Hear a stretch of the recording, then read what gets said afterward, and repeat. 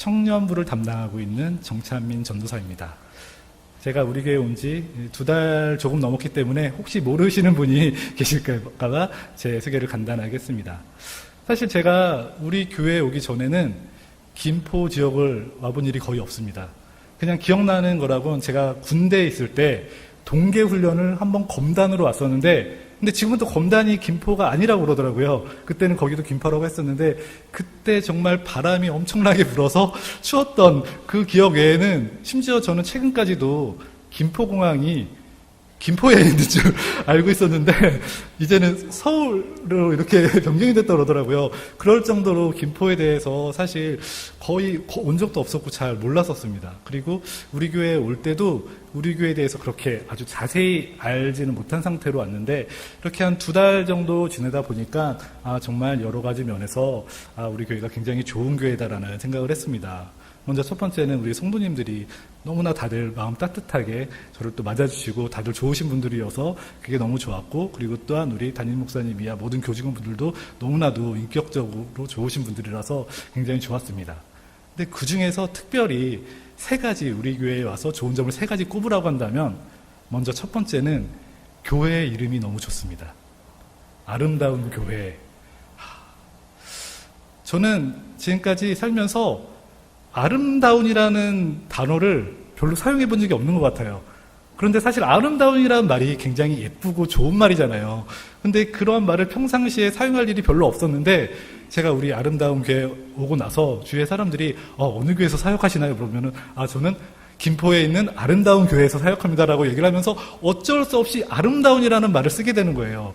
그러다 보니까 저도 모르게 제 입과 마음이 아름다워지는 것처럼 변하는 듯한 그런 마음을 갖게 되어서 정말 교회 이름이 너무나 좋다라고 생각을 했습니다. 그리고 2번째로 좋았던 점은 바로 우리 교회 옆에 아주 멋진 조류 생태 공원이 있는 것입니다. 제가 작년 말에 우리 교회에 와서 면접을 볼 때 목사님께서 내려주신 커피를 들고 목사님과 함께 짧게 조류 생태 공원을 산책을 했는데, 그때 이 생태공원을 갔을 때 공원이 너무나 멋있고 아름다운 거예요. 그래서 정말 공원이, 이렇게 멋진 공원이 교회 옆에 있는 게 너무 좋은 것 같습니다라고 얘기를 했었어요. 그리고 저도 우리 교회에 와서 지금까지는 날씨가 많이 추워서 많이 못 갔는데, 최근에 날씨가 풀리고 나서부터는 시간이 날 때마다 한 번씩 산책을 하고, 어제도 공원에 잠깐 산책을 했었습니다. 근데 갈 때마다 느끼는 것은 정말 이 공원은 너무나도 멋진 공원이다라는 생각을 했는데, 이렇게 멋진 공원이 교회 바로 옆에 있다라는 것은 또 정말 우리 교회 입장에서는 굉장히 큰 축복이 아닌가 하는 생각을 합니다. 그리고 마지막 3번째로 좋다라고 느끼는 것은 바로 우리 교회가 환경운동을 하는 교회이기 때문입니다. 사실 교회가 환경운동을 한다는 게 굉장히 낯설기도 하고, 또 어떤 분들 중에는 환경운동은 NGO 단체에서나 하는 거 아니야? 왜 교회에서 환경운동을 하지? 라고 생각하시는 분들도 덜어 있을 수 있습니다. 하지만 한국 교회 안에서, 특히 한국 기독교 안에서만 환경에 대해서 크게 관심이 없을 뿐이지, 이미 세계적으로는, 세계 기독교 안에서는 환경에 대해서 굉장히 많이 관심을 갖고 그쪽으로 굉장히 많이 신학도 발전하고 있습니다.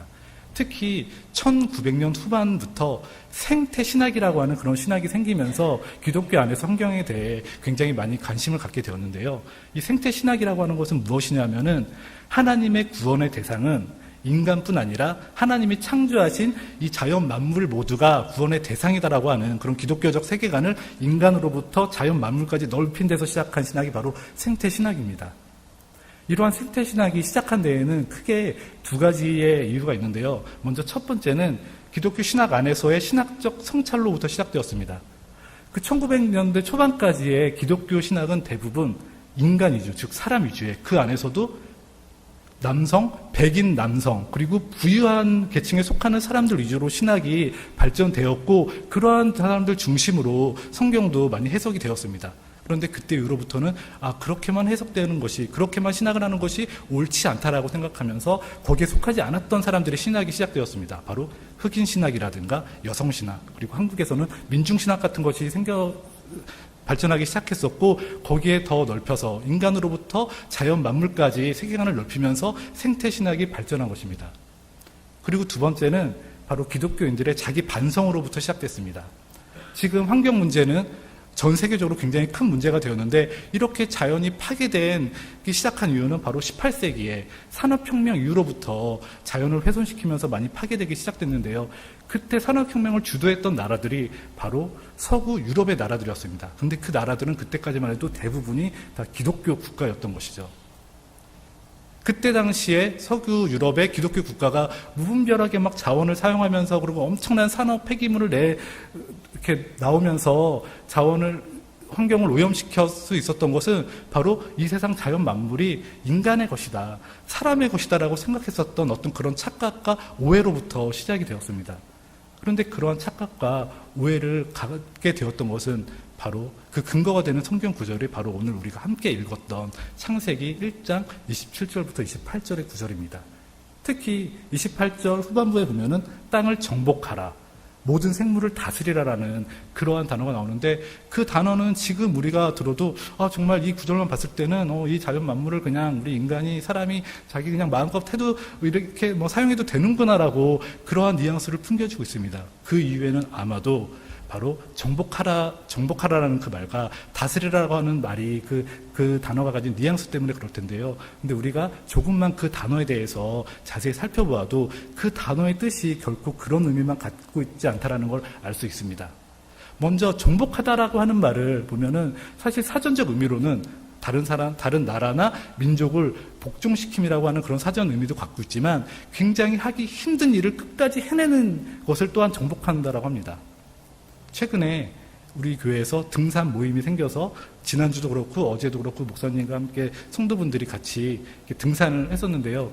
우리가 보통 산을 정상까지 올라갔을 때 뭐라고 얘기를 하나요? 산을 정복했다라고 얘기를 합니다.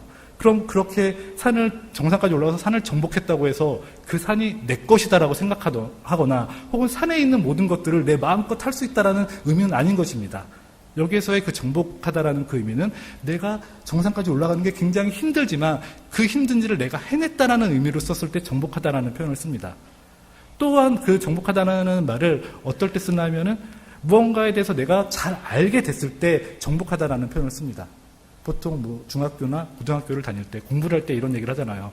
내가 수학을 정복하겠어, 혹은 내가 영어를 완전 정복하겠어라고 하는 그 의미는 내가 정말 수학을 잘하게 되겠어, 영어를 잘하게 되겠어라는 그런 의미를 갖고 있는 것입니다.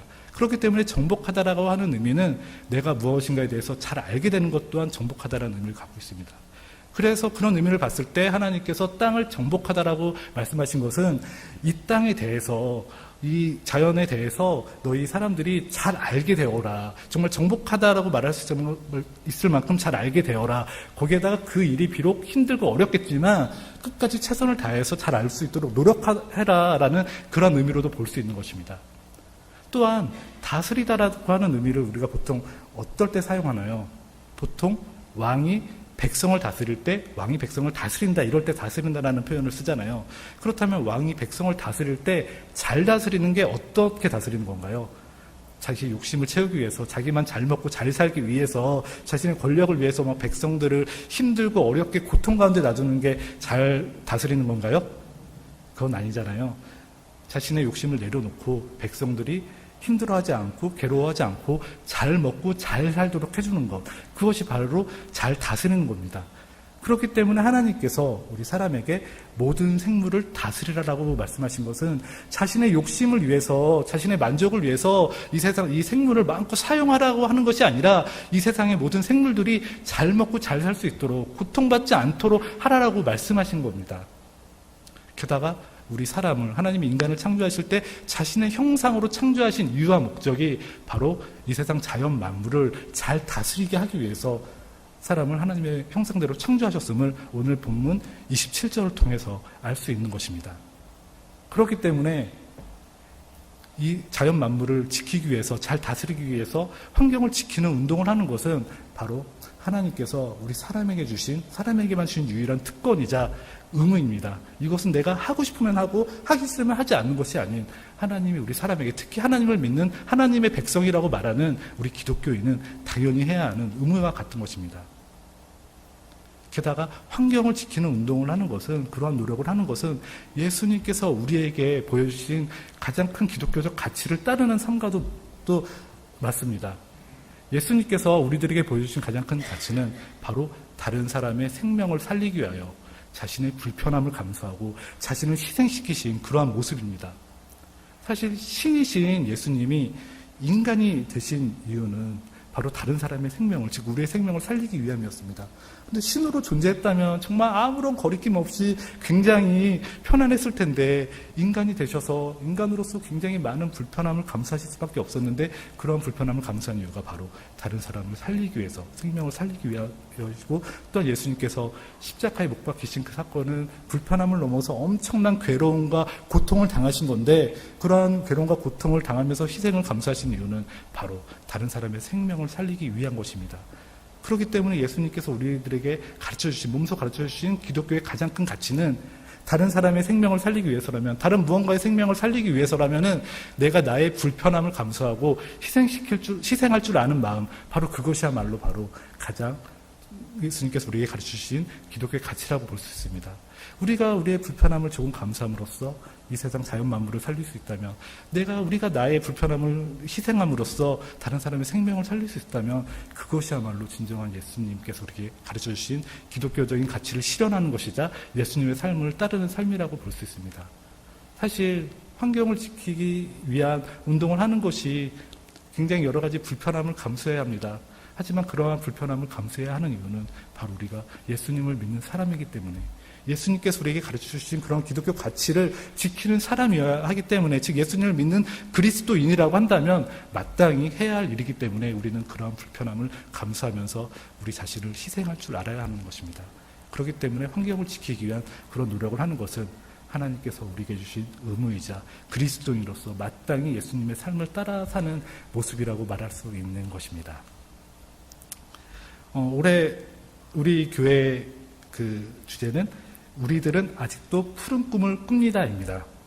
여기에서 푸른 꿈은 물론 담임 목사님께서 생각하시는 푸른 꿈은 여러 가지 의미가 있겠지만 그 중에 하나는 분명히 환경을 지키고자 하는, 자연을 살리고자 하는 그런 꿈이 분명히 포함될 것입니다. 근데 여기에서 꿈이라고 하는 단어가 중요합니다. 꿈이라고 하는 것은 이 꿈을 실현할 수 있느냐 없느냐, 즉 실현 가능성이 있느냐 없느냐가 중요한 것이 아니라 내가 그 꿈을 가지고 있고 지금 현실을 열심히 노력하고 있느냐가 중요한 것입니다.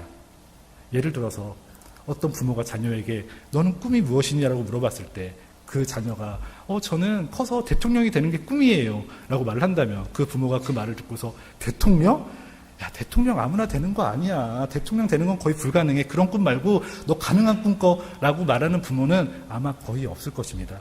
그 꿈의 실현이 가능하냐 불가능하냐를 보는 것이 아니라 그 꿈을 위해서 내가 지금의 현실을 얼마나 노력하느냐가 중요한 것입니다. 우리가 때때로 환경을 지키기 위한 노력을 하다 보면은 과연 이렇게 환경을 지키기 위한 노력이 과연 결실을 맺을 수 있을까? 내가 과연 이렇게 노력을 한다고 해서 과연 이 세상이 변할까라고 생각을 하면서 의구심이 들기도 하고, 또한 그런 것들을 하다가 하면서 실망을 하기도 하고 좌절하는 일을 겪기도 합니다. 하지만 우리는 과연 이것이 실현될 수 있을까 아닐까를 보는 것이 아니라 꿈을 꾸고 그 꿈을 위해서 열심히 노력하는 것이 중요합니다. 그래서 이렇게 꿈을 꾸는 사람들이 한 사람 한 사람 더 늘어나서 이 세상에 많은 사람들이 그런 꿈을 꾸게 될 때 바로 우리가 노력했던 그런 노력들이, 바로 자연을 지키기 위한, 환경을 지키기 위한 그런 노력들이 나중에는 결실을 맺을 수 있을 것입니다. 그리고 또한 우리 인간의 눈으로 봤을 때는 이러한 모든 노력들이 너무나도 의미 없는 일 같고 그냥 나 혼자서 이렇게 한다고 해서 무엇이 변할까라고 생각할 수 있지만, 우리는 하나님을 믿는 사람이기 때문에 하나님으로 인하여서 꿈을 꿀 수 있고 희망을 할 수 있는 것입니다. 비록 우리 한 사람 한 사람의 능력은 약하고 우리가 할 수 있는 것은 굉장히 미약하지만 하나님께서 우리들을 통하여서 그 꿈을 실현하실 것이기 때문에 하나님을 믿는 우리들은 그 꿈을 실현될 거라 믿는 믿음으로써 미래에 대한 희망을 갖고서 지금의 현실에 최선을 다해서 노력을 할 수 있는 것입니다. 환경을 지키는 운동은, 바로 자연을 살리기 위한 노력은 하나님께서 우리 사람에게만 주신 유일한 특권이자 또한 사람에게 명령하신 의무입니다. 그리고 또한 우리는 기독교인으로서 마땅히 예수님께서 우리에게 가르쳐주신 그 기독교적 가치를 지키기 위해서 그것을 실현하는 삶이라고 한다면 마땅히 해야 하는 것이 환경을 지키기 위한 노력입니다. 그런 노력을 하게 할 때 여러 가지 불편함을 감수해야 하지만, 예를 들어서 우리가 환경을 지키기 위해서 일회용품을 가급적 사용하지 않다 보면은 설거지를 더 많이 해야 하고, 그리고 쓰레기 분리 배출과 분리수거를 꼼꼼히 해야 하는 그런 수고로움도 감수를 해야 되고, 그리고 가급적이면 대중교통을 사용하면서 사용하기 위하다 보면은 여러 가지 많이 걷기도 하고 우리들의 불편함을 감수해야 하지만, 그러한 불편함들을 감수하고 희생하는 것이 바로 기독교인으로서 예수님을 따르는 삶을 마땅히 따라하는 삶이라고 볼 수 있는 것입니다. 그러한 삶을 살아갈 때 때때로 힘들기도 하고 어렵기도 하고, 과연 이러한 노력들이 과연 의미가 있을까라는 생각이 들기도 하지만, 하나님을 믿는 믿음으로써 그 꿈의 실현을 위해서 꾸준히 우리가 열심히 노력한다면은, 열심히 우리가 하나님을 믿는 믿음으로써 그 미래의 희망을 갖고서 노력한다면 분명히 그 꿈은 우리 사람들을 통해서 하나님께서 이루실 것입니다. 바로 그러한 그 꿈의 실현을 위해서 계속 끊임없이 노력할 수 있으면 좋겠습니다. 무엇보다도 하나님을 믿는 하나님의 백성이라고 한다면, 예수님을 따르는 그리스도인이라고 한다면 마땅히 해야 할 것이기에 우리가 우리의 최선을 다해서 계속해서 노력하면서 환경을 지키기 위해 힘쓸 수 있는 저와 여러분 또한 우리 교회가 될 수 있기를 바랍니다. 다 같이 기도하겠습니다.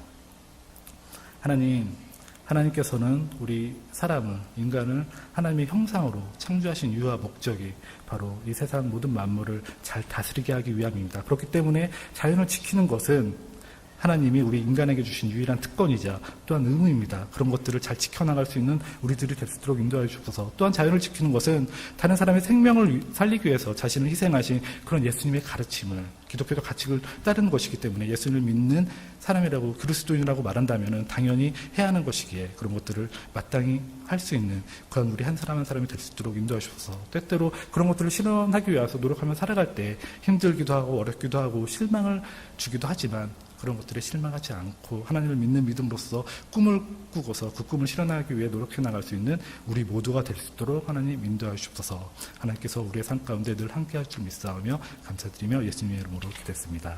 아멘.